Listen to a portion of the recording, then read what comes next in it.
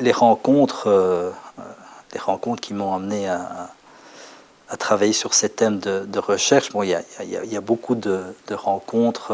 D'abord, quand j'étais étudiant à l'ULB, il y a 2-3 professeurs qui m'ont particulièrement marqué. Il y a Jean Pomène qui donnait des cours. C'était encore à l'ancien institut de philosophie de l'ULB, 143 avenue Beul. Donc c'était un vieux local avec un escalier en bois. Il y avait la salle du premier étage, on l'appelait la salle aux lambris, donc avec des parquets qui craquaient. Et donc le maître arrivait, Jean Pomène, et donnait des cours. C'est un homme d'un autre temps, presque du 19e siècle, quoi, avec une érudition tout à fait extraordinaire, et il nous donnait des cours magistraux sur Bergson, sur Heidegger, mais aussi, et c'est ce qui m'intéressait peut-être le plus, sur la philosophie de la littérature. Donc on a eu des leçons tout à fait passionnantes sur Un roi sans divertissement de Giono, sur La ferme des animaux d'Orwell.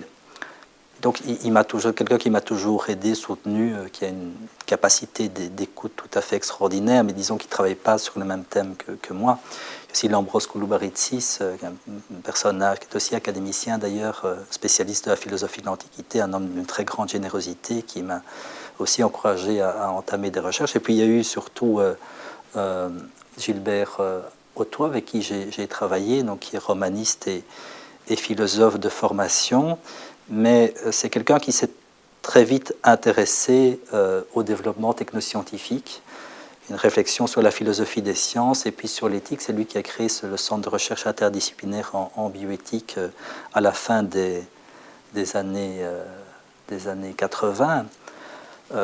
Bon, dans les lectures marquantes, j'ai toujours des lectures très, très diverses. Je suis très éclectique dans mes choix, donc ça va de la philo, mais aussi à aux ouvrages de sciences ou de vulgarisation scientifique et à la littérature. Bon, quand j'étais jeune, je lisais beaucoup Céline et les écrivains américains comme Fitzgerald, Hemingway, ou bien des écrivains italiens comme Sciascia, Lampedusa, bon bref.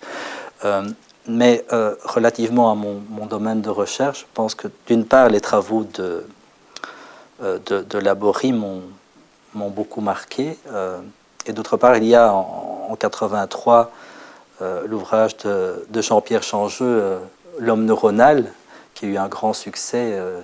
Cet ouvrage était déjà publié par Odile Jacob, qui après a lancé sa propre maison d'édition. C'était un des premiers ouvrages de vulgarisation en langue française sur les neurosciences, et je me rappelle avoir dévoré cet ouvrage avant de commencer ma thèse de doctorat.